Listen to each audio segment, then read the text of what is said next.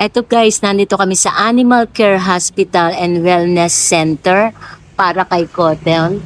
So, nakuha na namin yung aming medical health certificate niya. Laki niya, di ba? So, yan yung hospital dito. Kuha na namin yung kanyang rabies vaccine din. Ready to go. So, isasend na namin siya.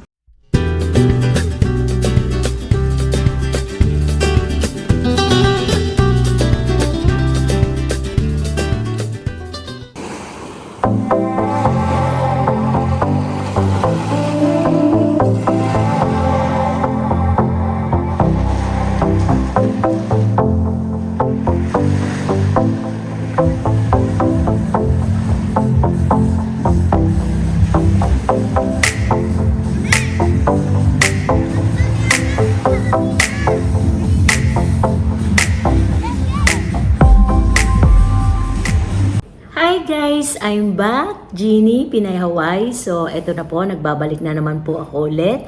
Nandito po ako sa Pilipinas at eto na po ang aking part 2 para po sa aking alagang si Cotton. Since eto po, para po sa mga gusto pong pumunta ng US na para po sa mga fair parents na gusto nyo pong dalin ang inyong mga pets o ang alaga nyong aso o pusa o ano pa mang pet ninyo.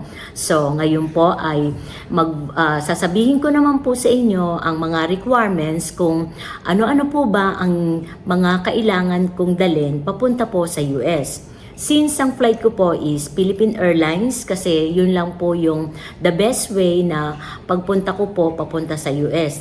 Yun po yung the shortest way at hindi na po ako hirapan pang mag-transfer sa ibang plane o mas mahabang paglipad ko po.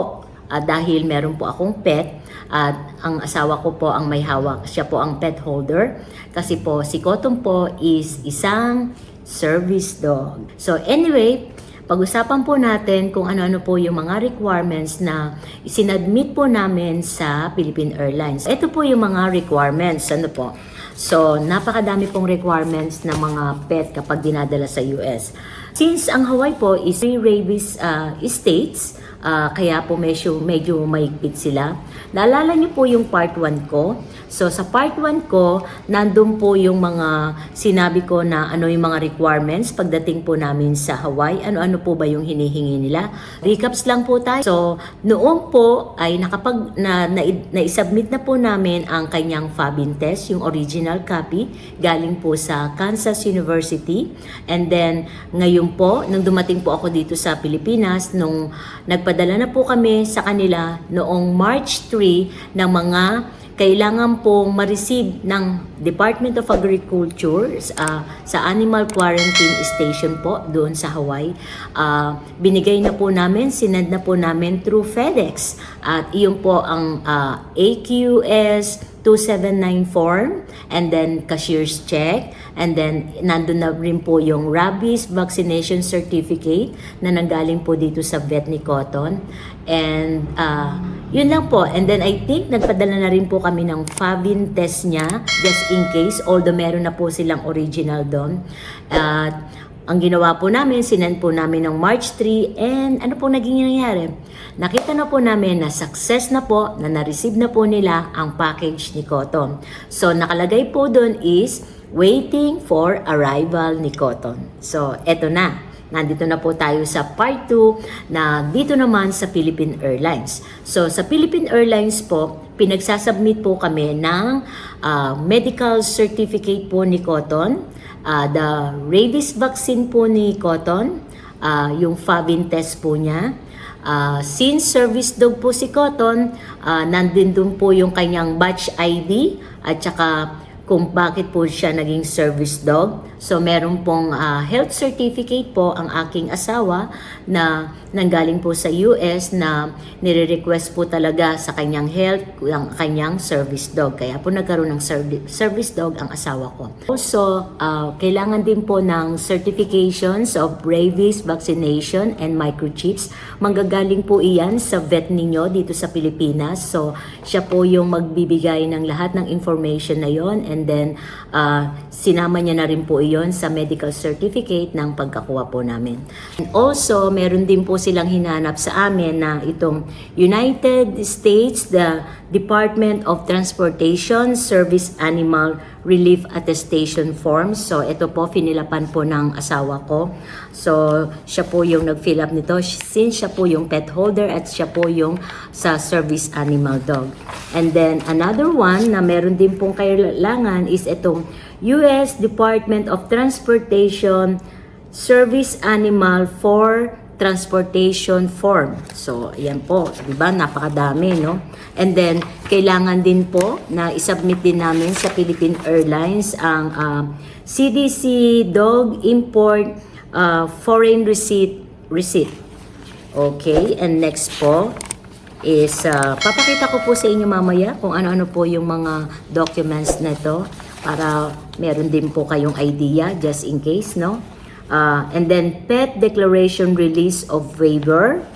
Then next is what else? Oh, okay. Yung health certificate po ng asawa ko na kailangan po niya ng isang service dog. Bakit po? So, nandito rin po, nakasaad po ng doktor sa kanya sa US. And also, yung kanya pong ID or batch ID po ni Cotton. Ayan. So, ito po yung mga requirements niyan. So, kung makikita nyo po, ito po yung kanyang rabies vaccination certificate ni Cotton. Ayan po. And then, sa next page, ito po yung kanyang medical health certificate po ni Cotton. Ayan po. And then the next is, napakadami kasing requirements, no? Ito po yung sinasabi ko sa inyong sa certification of foreign rabies vaccination and microchips. Yan po, nakasaad po dyan lahat ng information ng rabies vaccine niya with the signatures ng doctor dito niya, ng Vetnit Cotton. And then, what else? Oh, ito rin po yung kanyang Fabin test. Ito po yung antibodies na pinadala po namin sa Kansas, which is, this is happened, I think, 7 or 8 months ago, na naging okay naman siya after 1 month na ibigay na po sa amin ng resulta. Kaya hindi po namin nakuha agad si Cotton dahil nga po dyan sa maraming papers and duration na kailangan muna po naming antayin and then process ng mga documents niya po. And then ito yung example po ng United States Department of Transportation Service Animal Relief Attestation Form na pinilapan ng asawa ko. And then what else?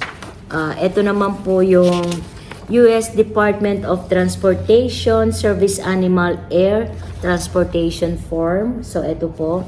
So, lahat po ito, isinend na po namin to sa Philippine Airlines. Titignan po namin within 24 hours, yun po ang sabi sa amin ng PAL, within 24 or 48 hours, makaka-receive po kami ng sagot nila sa kung lahat na po itong sinend namin is approved na po. And then, ito po yung CDC Dog Import Form Receipt. So, nakalagay po dito is complete. Ito po, pinilapan na po ng asawa ko online sa CDC nung nasa Hawaii po kami. And then, na-receive na po namin ito na complete, na na-aproba na po ito sa CDC. Nung nasa US pa po kami, nung nasa Hawaii pa po kami. And then, ito po, makikita nyo rin dito, yung picture ni Cotton na meron siyang yung sa kanyang ngipin, kung talagang wala, malinis ba o ba ang kanyang ngipin, kung wala po baka siyang problema. So, ayan po. And then, eto naman po yung pinirma ng asawa ko na pet declaration release and waiver. So, ayan po. So, nakuha lang din po namin to sa Philippine Airlines doon sa website. So, pinrint na lang din namin para po makomplete na namin. And then, eto po yung sinasabi ko sa inyo na galing po sa US na health certificate na kailangan po ng asawa ko ng service animal dahil nagsisisure po siya. And then, at ito naman po yung sinasabi ko na meron na po siyang ID as service dog. Ito po iyan, pinaserox na po ng asawa ko para ma-send din namin sa Philippine Airlines. At ito rin po yung kanyang ID ng service animal. So, ayan po, complete na po siya. dala rin po namin itong mga original na ID namin. So, tingnan po natin kung ano po ang mangyayari, kung okay na po ba ang lahat. So, mag-aantay pa rin ako ng result po. Sasabihan ko po kayo sa part 3, mula po ng pag-alis namin dito hanggang pagdating po namin sa Hawaii. Yun po yung magiging part 3, kung nagkaroon po ba kami ng problema sa Philippine Airlines o kung nagkaroon din ba kami ng problema sa Department of Agriculture, sa Animal Quarantine Station pagdating po namin. Kasi first time lang po namin dalhin ito si Cotton, at saka nakita po namin wala pong nag-vlog ng ganitong klase na dinadala po ang dog mula sa Pilipinas papunta pong Hawaii. Since I think kami lang po yung first time yata nito na nag-vlog para mabigyan kayo ng information para po dito sa mga pet animal na papunta pong Hawaii. Pero meron din naman pong mga Filipino na nagta-travel from Philippines papunta naman po sa mainland, katulad po ng New York or New Jersey or LA, Los Angeles, San Francisco, at kung saan-saan pa pong state sa US. Pero since ang Hawaii po is a free rabies states, so medyo may po sila at marami talaga po silang hinahanap na mga documents.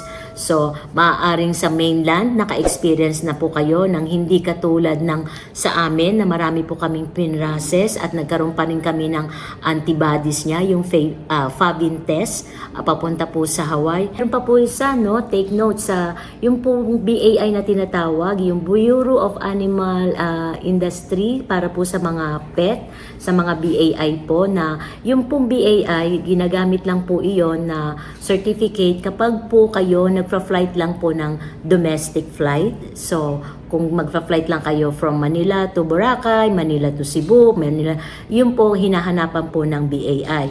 And then kapag connecting flight, ibig sabihin po, meron kayong layover. For example, dalawa po yung flight ninyo mula Manila papunta po sa Korea, Incheon, Korea, from Incheon papunta po sa US. Yun po yung tinatawag na connecting flight, which is, tinatawag nating layover, yun po kailangan po daw ng BAI. Pero ito po, pag one way po, galing from Manila at isang ticket lang papunta po na wala po kayong connecting flight, pwede na po hindi daw kayo kumuha ng BAI.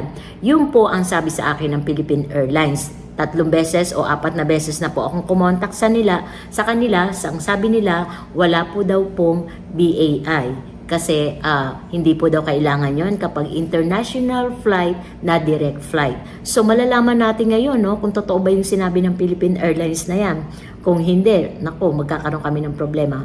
But nakaredy na rin po kami kasi meron na rin po kaming prepared na para sa BAI just in case po na magkaroon kami ng problema sa BAI dahil wala kaming certificate na yon. So, naghanda na rin po kami ng mga requirements para po doon, just in case. And then, piniprepared na po rin namin ang sarili namin. Instead na 4 hours kami na mag-i-stay sa Manila, bibigyan po namin ng time kami ng at least 5 hours para po sa pagpaprocess ni Cotton. Kasi hindi po namin alam kung magkakaroon po ba kami ng problema doon or wala. Sana naman po, wala po, no?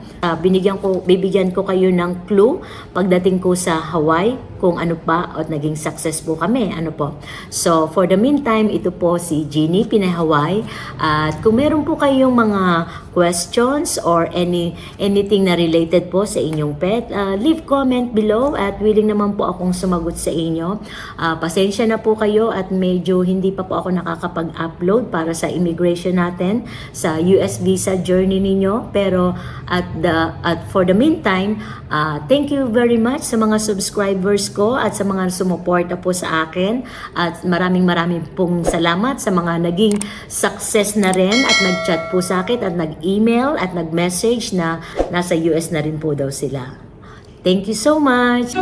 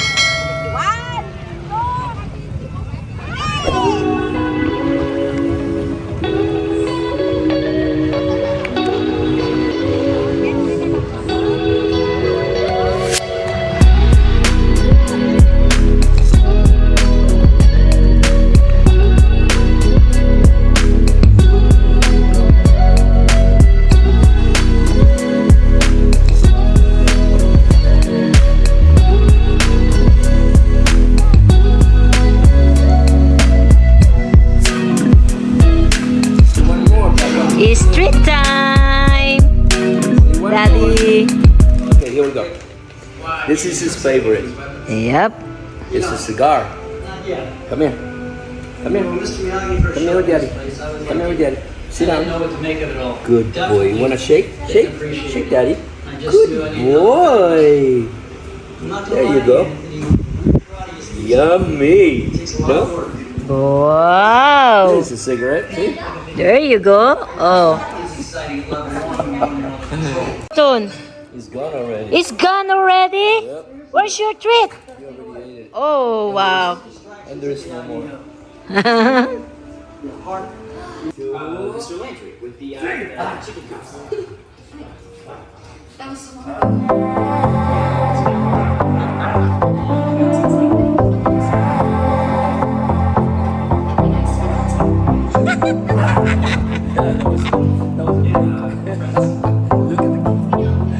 Stop and look at the camera. Wait, what are you thinking?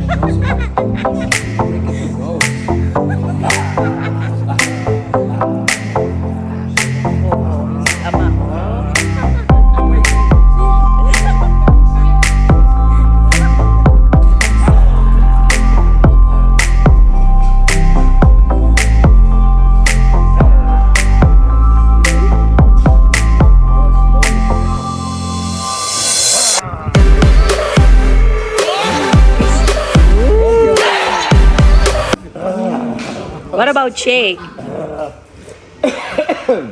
about shake? Okay. You have to command to say shake. Okay, stop. Oh. Shake. Good boy! Kiss daddy. Kiss daddy. Kiss daddy. Oh. Ready?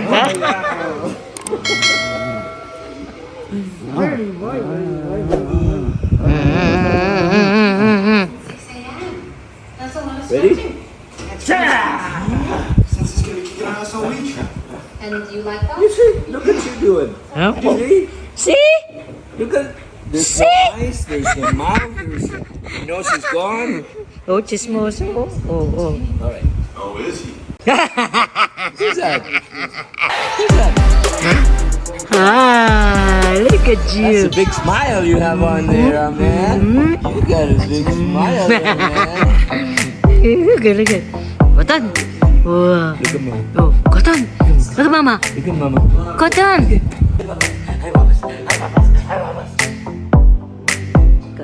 Cotton. Are you ready to go to Hawaii? Stand by.